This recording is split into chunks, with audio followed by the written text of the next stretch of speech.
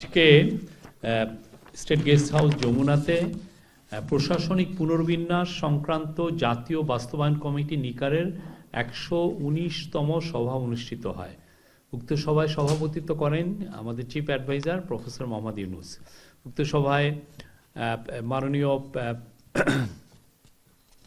Finance উপদেষ্টা, তারপরে energy উপদেষ্টা ফজল কবির খান, হেলথ উপদেষ্টা নূরজাহান বেগম, ইন্ডাস্ট্রিজ এলজিআরডি উপদেষ্টা আদিলুর রহমান খান উপস্থিত ছিলেন এবং বেশ কিছু সচিব ছিলেন, 10 জনের বেশি সচিব উপস্থিত ছিলেন। তো পুরো মিটিংটা, এই মিটিংয়ে প্রশাসনিক পুনর্বিন্যাস সংক্রান্ত মোট 11টি প্রস্তাব অনুমোদিত হয়েছে। তার মধ্যে আমি একের পর এক বলে যাচ্ছি। সরকারের রাজস্ব আহরণ ব্যবস্থাপনায় স্বচ্ছতা, জবাবদিহি এবং গতিশীলতা বৃদ্ধিকরণের লক্ষ্যে অর্থ মন্ত্রণালয়ের আওতায় রাজস্ব নীতি বিভাগ ও রাজস্ব ব্যবস্থাপনা বিভাগ নামে 2টি প্রশাসনিক বিভাগ গঠনের প্রস্তাব অনুমোদিত হয়েছে।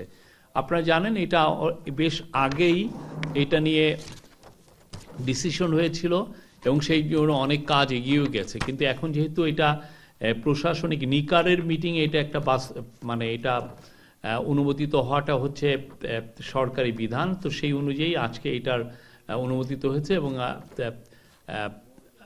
এনবিআরের যে বর্তমান চেয়ারম্যান উনি বলেছেন যে এই পুরো 2টা বিভাগ ফাংশনিং শুরু করা ওনারা এক্সপেক্ট করছেন যে এটা ফেব্রুয়ারি মাসে এই 2টা বিভাগ পুরোপুরি কাজ শুরু করবে সেপারেটলি। উল্লেখ্য, এ বিষয়ে ইতিমধ্যে রাজস্ব নীতি ও রাজস্ব ব্যবস্থাপনা অধ্যাদেশ 2025 জারি করা হয়েছে।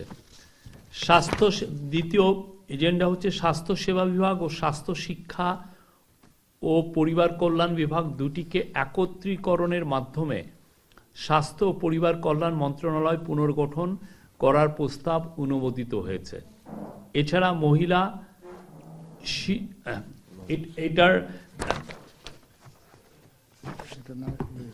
এটার বিষয়ে আমি আপনাকে আমি বলছি। স্বাস্থ্য পরিবার কল্যাণ মন্ত্রণালয়ের বিভাজনের মূল উদ্দেশ্য ছিল সেবা সহজীকরণ, স্বাস্থ্যসেবা প্রদানের দায়িত্ব স্বাস্থ্য সেবা বিভাগ এবং চিকিৎসা শিক্ষা প্রতিষ্ঠানসমূহ, মেডিকেল কলেজ, বিশ্ববিদ্যালয়, নার্সিং ইনস্টিটিউট এবং মাতৃ শিশু স্বাস্থ্য পরিবার পরিকল্পনা কর্মসূচি পরিচালনার দায়িত্ব স্বাস্থ্য শিক্ষা ও পরিবার কল্যাণ বিভাগের অন্তর্ভুক্ত করা হয়। কিন্তু মন্ত্রণালয়ের 2টি বিভাগ সৃষ্টির পরের অভিজ্ঞতায় প্রতীয়মান এই দ্বিমুখী কাঠামো প্রত্যাশিত সুফল বয়ে আনতে পারেনি। স্বাস্থ্য সেবা ও স্বাস্থ্য শিক্ষা উভয় ক্ষেত্রেই মানের যথেষ্ট অবনতি ঘটেছে। মন্ত্রণালয়ের কার্যক্রমে পুনরায় গতি ও সমন্বয় ফিরিয়ে আনার লক্ষ্যে rules of business 1996 rule 3 sub rule 1 এবং রুল 10 সাব রুল 1 মোতাবেক স্বাস্থ্য সেবা বিভাগ ও স্বাস্থ্য শিক্ষা পরিবার কল্যাণ বিভাগ দুটিকে একত্রীকরণের জন্য মাননীয় প্রধান উপদেষ্টার সদর অনুমোদন গ্রহণ করা হয়েছে। তো আজকে এটা নিকারের মিটিং, এটা অনুমোদিত হয়েছে।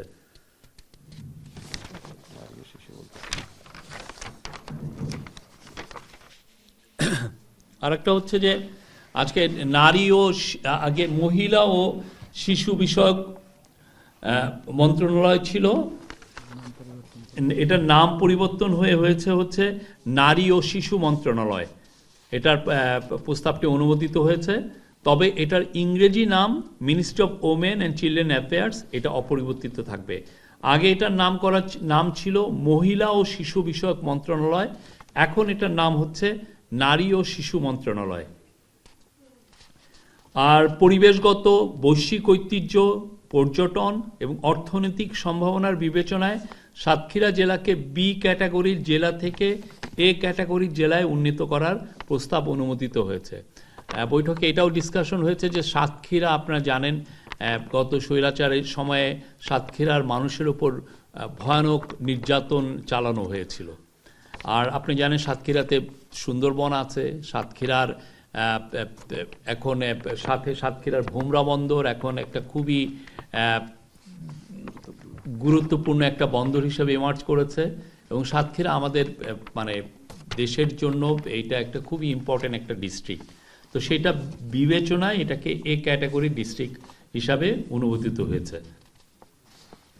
গাজীপুর জেলার পূর্বাচল উত্তর, নারায়ণগঞ্জ জেলায় পূর্বাচল দক্ষিণ, নরসিংদী জেলার রায়পুরার একটা অংশ, কক্সবাজার জেলার মাতারবাড়ি নামে মোট 4টি নতুন থানা স্থাপন এর প্রস্তাব অনুমোদিত হয়েছে। গাজীপুর জেলা এটা হবে পূর্বাচল উত্তর, নারায়ণগঞ্জ জেলার এটা হবে পূর্বাচল দক্ষিণ, যেটা রূপগঞ্জের মধ্যে পড়েছে, আর নরসিংদী জেলায় রায়পুরারই দুইটা ভাগ করে আর একটা থানা হচ্ছে। এটার নামটা এখনো কনফার্ম হয়নি, নামটা পরবর্তীতে জানিয়ে দেওয়া হবে। আর কক্সবাজার জেলার মাতারবাড়ি থানা, আপনারা জানেন মাতারবাড়িতে খুব আমরা ডিপ সি পোর্ট করছি, অনেকগুলো ইম্পর্টেন্ট কি পয়েন্ট ইনস্টলেশন আছে, যেখানে অনেকগুলো বড় বড় পাওয়ার প্ল্যান্ট আছে, অন্যান্য লজিস্টিক্যাল ফ্যাসিলিটিস তৈরি করা হচ্ছে, ওইখানে ফিশিং একটা হাব তৈরি করা হবে। এবং এই কক্সবাজার, মাতারবাড়ি এবং মহেশখালী নিয়ে সম্প্রতি মিডা গঠিত হয়েছে, মহেশখালী ইন্টিগ্রেটেড ডেভেলপমেন্ট অথরিটি। সেই জন্য এইটার বিবেচনায়, এইটার গুরুত্ব বিবেচনায় এখানে একটা নতুন থানার প্রস্তাব অনুমোদন হয়েছে, এটার নাম হবে মাতারবাড়ি থানা। আর গাজীপুরের পূর্বাচল উত্তর আর নারায়ণগঞ্জ জেলার পূর্বাচল দক্ষিণে এখন আপনারা জানেন পূর্বাচলে নতুন রাজুকে ডেভেলপমেন্ট কাজ হয়েছে, অন্যান্য অনেক প্রাইভেট ডেভেলপাররা অনেক প্লট বিক্রি করেছেন, অনেক ওইখানে ডেভেলপ। আমরা আশা করছি যে এখানে খুব দ্রুত এখানে প্রচুর আরও জনগণ এখানে বসতি করবেন। তো সেই জন্য এটা বিবেচনায় এইখানে এই দুইটা নতুন থানা গঠন করা হয়েছে। আর ঠাকুরগাঁ জেলায় ভুল্লি থানার নামের বানান সংশোধন করে ভুল্লি প্রতিস্থাপন করার প্রস্তাব অনুমোদিত হয়েছে। এই হচ্ছে যে আগেরটা হচ্ছে রস্যুকার ছিল ভুল্লি আগেরটার, এখন যেটা হবে দীর্ঘকার ভুল্লি। এই ছিল।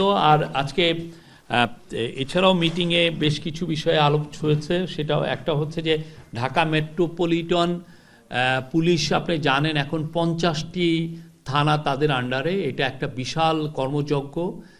তাদের এই কাজটাকে কিভাবে আরও সহজতর করা যায় সেই জন্য আজকে ডিসকাশন হয়েছে, কোনো ডিসিশন হয়নি যে কিভাবে ডিএমপিকে ঢাকা উত্তর, ঢাকা দক্ষিণ বা অন্যান্য মানে একটা বা দুইটা পার্টে কিভাবে এটাকে আলাদা করা যায়। করলে যেটা হবে যে এখানে কাজের গতি বাড়বে, আইন শৃঙ্খলা পরিস্থিতি আরও ভালোভাবে নিয়ন্ত্রণ করা যাবে। আর চিফ অ্যাডভাইজার আজকের মিটিংয়ে আবার এই নির্বাচনের কথা বলেছেন, এবং নির্বাচনের আগে উনি অস্ত্র উদ্ধারের উপর জোর দিয়েছেন। উনি বলেছেন যে লুট করা অস্ত্র যে করেই হোক ইলেকশনের আগে যত দ্রুত পারা যায় এগুলোকে উদ্ধার করতে হবে। এই ছিল আজকের মিটিংয়ের বিষয়। আর একটা সিসিটিভি নিয়েও আলোচনা হয়েছে, তো এই বিষয়ে আমাদের deputy press secretary Azad Majumdar কথা বলবেন। গণ অভ্যুত্থান অধিদপ্তর গঠনের এটা ভূতাপক্ষ অনুমোদন হয়েছে। আপনারা জানেন জুলাই যে গণ অভ্যুত্থান হলো সেই বিষয়ে অলরেডি একটা অধিদপ্তর হয়েছে মুক্তিযোদ্ধা মন্ত্রণালয়ে, সেটা আছে ভূতাপক্ষে অনুমোদন হয়েছে। আর জননিরাপত্তা বিভাগ ও সুরক্ষা বিভাগ দুটিকে একত্রীকরণের মাধ্যমে স্বরাষ্ট্র মন্ত্রণালয়ের পুনর্গঠনের বিষয়টিও ভূতাপক্ষ অনুমোদন হয়েছে। আপনি জানেন আগের গভর্নমেন্ট স্বরাষ্ট্র মন্ত্রণালয়কে দুইটা ভাগে ভাগ করেছিলেন, একটা জননিরাপত্তা বিভাগ ও সুরক্ষা বিভাগ। এই দুইটাকেও এক করে এই স্বরাষ্ট্র মন্ত্রণালয়ে রাখা হয়েছে। আর বাকিটা আমাদের ডিপিএস বলবেন। এর মধ্যে আমরা আপনাদেরকে জানিয়েছিলাম যে আসন্ন জাতীয় নির্বাচন এবং গণভোট উপলক্ষে যে ভোট কেন্দ্রগুলো আছে সারা দেশে প্রায় 42,000 ভোট কেন্দ্র, এই সবগুলো কেন্দ্রেই সিসিটিভি স্থাপনের একটা উদ্যোগ নেওয়া হয়েছে। তো এই কেন্দ্রগুলোর মধ্যে সরকার পরীক্ষা নিরীক্ষা করে বা খোঁজখবর নিয়ে জেনেছে যে 6,552টা কেন্দ্রে ইতিমধ্যেই সিসিটিভি আছে, মানে আগে থেকে এই সিসিটিভি এই কেন্দ্রগুলোতে আছে। বাকি যে কেন্দ্রগুলো আছে সেগুলোতে আপনার সিসিটিভি স্থাপন করা হবে। এর মধ্যে সরকার একটা বিশেষ বরাদ্দ দিয়েছে সরকারের পক্ষ থেকে ৭১,৯৮,২৮,০০০ টাকা সিসিটিভি ক্যামেরা স্থাপনের জন্য। এই টাকাটা ব্যয় হবে মূলত আপনার ২১,৯৪৬টি অতি গুরুত্বপূর্ণ এবং ঝুঁকিপূর্ণ কেন্দ্র যেগুলো, সেখানে এই টাকাটা দিয়ে সিসিটিভি স্থাপন করা হবে। প্রতিটা কেন্দ্রে কমপক্ষে 6টা সিসি ক্যামেরা এই কেন্দ্রগুলোতে থাকবে। এর বাইরে যে কেন্দ্রগুলো আছে সেই কেন্দ্রগুলোতে স্থানীয় প্রশাসনের উদ্যোগে এবং তাদের আর্থিক বরাদ্দের মাধ্যমে সিসিটিভি ক্যামেরা স্থাপন করা হবে। ইতিমধ্যেই এই কার্যক্রম সব জেলায় শুরু হয়ে গিয়েছে এবং অনেক জোরে সোরে চলছে। বেশ কয়েকটা জেলায় শতভাগের কাছাকাছি কেন্দ্রে আপনার অলরেডি সিসিটিভি বা সিসি ক্যামেরা স্থাপন করা হয়েছে। এর মধ্যে উল্লেখযোগ্য রয়েছে গাজীপুর জেলায় আপনি সরকারের পক্ষ থেকে দেখেছে যে 935টা কেন্দ্র, এর মধ্যে 447টা ঝুঁকিপূর্ণ হিসাবে চিহ্নিত করা হয়েছে। এই প্রত্যেকটা কেন্দ্রে এই বিশেষ বরাদ্দের আওতায় অধিকাংশ কেন্দ্রে এর মধ্যে স্থাপন করা হয়েছে। বাকিগুলোতেও আমরা আশা করছি যে জানুয়ারির 31 তারিখের মধ্যেই বাকি কেন্দ্রগুলোতেও সিসি ক্যামেরা স্থাপন করা হবে এবং এই ঝুঁকিপূর্ণ বা অতি গুরুত্বপূর্ণ কেন্দ্রের বাইরে যে কেন্দ্রগুলো আছে সেগুলোতেও গাজীপুর সিটি কর্পোরেশন এবং গাজীপুর জেলা প্রশাসনের উদ্যোগে আপনার ক্যামেরা বসানোর উদ্যোগ নেওয়া হয়েছে। একই প্রক্রিয়ায় অন্যান্য জেলা এবং সিটি কর্পোরেশন এলাকাতেও আপনার এই কার্যক্রম চলমান রয়েছে। আমাদের সরকারের যারা গুরুত্বপূর্ণ দায়িত্বপ্রাপ্ত ব্যক্তি আছেন তারা বিভিন্ন জেলায় এর মধ্যেই এই সিসি ক্যামেরা বসানোর কার্যক্রমটা পরীক্ষা নিরীক্ষা করে দেখেছে, তারা পরিদর্শন করে দেখেছে এই কার্যক্রমটার অগ্রগতি কতটুকু। আমাদের স্থানীয় সরকার মন্ত্রণালয়ের সচিব উনি গিয়েছিলেন কিশোরগঞ্জ জেলায় গতকালকে, সেখানেও ওনাকে জানানো হয়েছে যে কার্যক্রমটা বেশ দ্রুত এগিয়ে চলেছে। তো সব মিলিয়ে এই যে ৪২,০০০ কেন্দ্র, এই কেন্দ্রগুলোতে আমরা আশা করছি যে নির্বাচনের আগেই সম্ভব হলে ৩১শে জানুয়ারির মধ্যেই কেন্দ্রগুলোতে সিসি ক্যামেরার আওতায় আনা হবে নির্বাচনের জন্য। ধন্যবাদ। জি সাদিক। জামাতের পক্ষ থেকেও করা হয়েছে, এমনকি এনসিপির পক্ষ থেকেও করা হয়েছে। নির্বাচন কমিশনের ভূমিকা সরকার যে করতে পারছে কিনা, সরকারের এক্ষেত্রে মানে সরকার কি মনে করে? তারা তাদের যে কাজগুলো করছে সেটা আপনারা দেখছেন। তো এই বিষয়ে আসলে মন্তব্য করতে হলে ওনারাই এই বিষয়ে কথা বলবেন, আমাদের তরফ থেকে কিছু বলার নাই। আমাদের যে কাজগুলো যেটা আছে তাদেরকে একটা ভালো ইলেকশন অর্গানাইজ করার জন্য যেই সাপোর্টটা দরকার প্রত্যেকটা সাপোর্টই দেওয়া হচ্ছে, প্রত্যেকটা বিষয়ে তাদেরকে যথেষ্ট সাপোর্ট দেওয়া হচ্ছে এবং অবশ্যই নির্বাচনকে সুষ্ঠু, ফ্রি, ফেয়ার, পিসফুল, ফেস্টিভ করা এটা এই গভর্নমেন্টের দায়িত্ব। গভর্নমেন্টের দায়িত্বে যতগুলো কাজ পড়ে সেই কাজগুলো গভর্নমেন্ট করছে। আরেকটা জিনিস আমি একটু ওই সিসি ক্যামেরা প্রসঙ্গে উল্লেখ করে দিতে চাই। নির্দেশ দেওয়া হয়েছে প্রয়োজনে জেনারেটরের মাধ্যমে হলেও এই কেন্দ্রগুলোতে অন্তত ভোটের দিন যেন বিদ্যুৎ সরবরাহ নিশ্চিত করা যায়।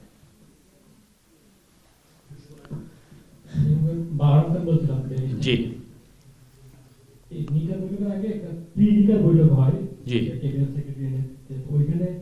ফরিদপুর এবং কুমিল্লা বিভাগের একটা সিদ্ধান্ত ছিল, এটা কি উপস্থাপিত হয়েছিল বৈঠকে? আজকে যা ডিসকাশন হয়েছে আমি সবই আপনাকে বলেছি। আচ্ছা, আর থানার বিষয়টা কি ওই নারায়ণগঞ্জ থেকে টোটাল 4টা নাকি একটা মাতাবাড়ি সহ 5টা? 4টা টোটাল 4টা। ওকে, থ্যাংক ইউ।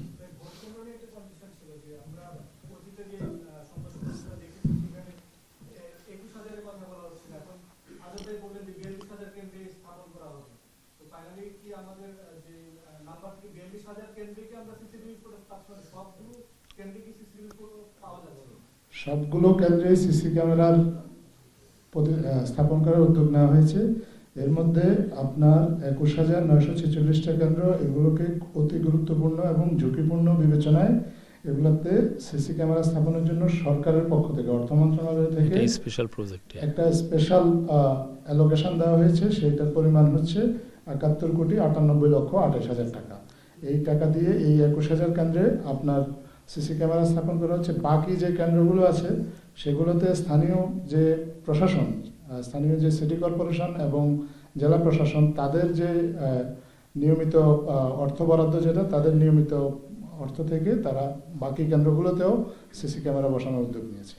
আর কিছু কেন্দ্র আছেই অলরেডি। আর এর মধ্যে ইতিমধ্যে এই 42,000-এর মধ্যে 6,552টা কেন্দ্রে কিন্তু আগে থেকেই আসলে সিসি ক্যামেরা আছে, তো সেগুলোতে আর নতুন করে আর সিসি ক্যামেরা বসানোর প্রয়োজন পড়ছে না।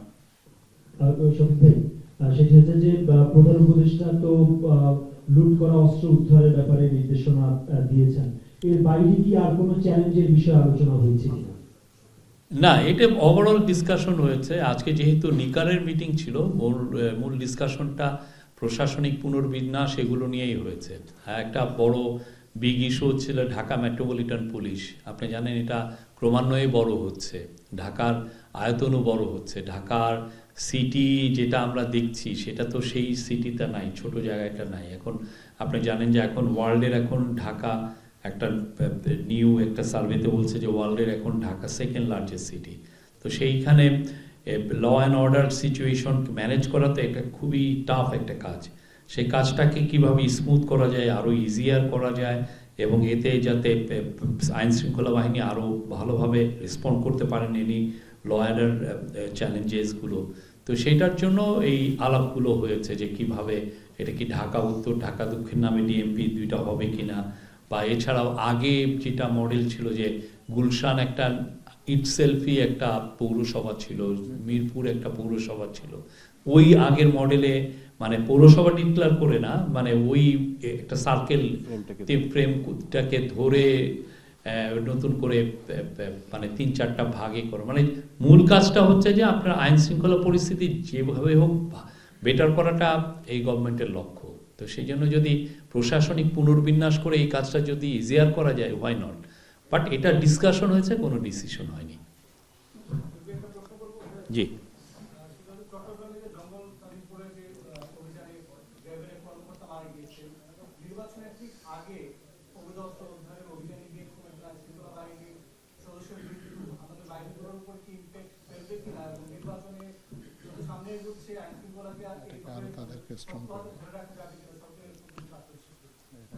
এটা আমাদের আজকে এই বিষয়েও আলাপ হয়েছে, এবং আপনি বলছি এখানে জঙ্গল সলিমপুরে যে কাজটা হয়েছে খুবই জঘন্য একটা কাজ, এবং এটা আমরা নিন্দা জানাই। এবং এই পরবর্তীতে এইটাকে এই জায়গায় আরো খুব জোরদারভাবে আরো অভিযান চালানো হবে। সমস্ত বাহিনী একত্রিত হয়ে কম্বাইন একটা অপারেশন হবে। যারা যারা এটার সাথে জড়িত ছিলেন প্রত্যেককে অ্যারেস্ট করা হবে। এখানে যে যত পাওয়ারফুল লোকই হন না কেন, প্রত্যেককে, যারা এটা ইন্ধন জুগিয়েছেন আর যারা এটা ইনভলভ ছিলেন, প্রত্যেককে অ্যারেস্ট করা হবে। আর ওইখানে আশেপাশে যাওয়া যত লুট করা অস্ত্র আছে সেগুলো কম্বিং অপারেশনের মাধ্যমে এটা উদ্ধারের সর্বোচ্চ চেষ্টা করা হবে। না, আরো আমি মনে করি যে এটা তাদের রিজলভকে আরো শক্তিশালী করবে।